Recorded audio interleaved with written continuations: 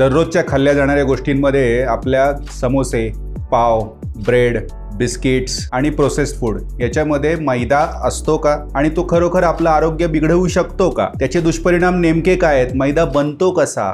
याचं सविस्तर विश्लेषण आपण या व्हिडिओमध्ये करणार आहोत. मैदा म्हणजे काय? तर गव्हाच्या दाण्यामध्ये मधला भाग असतो त्याला एंडोस्पर्म म्हणतात आणि एंडोस्पर्म पासून जो मऊ पदार्थ बनतो त्याला मैदा म्हणतात, ज्याच्यामधून फायबर किंवा काही पोषण मूल्य किंवा व्हिटॅमिन बी हे सगळे घटकद्रव्य काढून मैदा तयार होतो. त्याला म्हणतात रिफाइंड फ्लोअर. यामध्ये फायबर आणि प्रोटीनची मात्रा कमी असते आणि मैदा हा अचानक तुमची शुगर लेवल वाढवतो. मैद्याचे दुष्परिणाम: मैद्यामध्ये चिकटपणा हा गुणधर्म असल्यामुळं आणि त्याच्यामध्ये फायबर नसल्यामुळं डायजेस्टिव्ह सिस्टीम बिघडते आणि अपचन, अजीर्ण, बद्धकोष्ठता यांसारखे विकार उद्भवतात. मैद्यामध्ये न्यूट्रिएंट अजिबात नसल्यामुळे आणि फ्री कॅलरीज असल्यामुळे ओव्हरवेट किंवा ओबेसिटीचा त्रास उद्भवू शकतो. मैद्यामुळे HDL, ज्याला आपण चांगलं कोलेस्ट्रॉल असं म्हणतो, ते कमी होतं आणि LDL म्हणजेच वाईट कोलेस्ट्रॉल वाढलं जातं की ज्याच्यामुळे हृदयविकाराचा धोका उद्भवू शकतो. हाय ग्लायसेमिक इंडेक्स असल्यामुळं आपल्याला डायबिटीसचा विकार सुद्धा मैद्यामुळे निर्माण होऊ शकतो. सतत मैद्याचे पदार्थ खाल्ल्यामुळे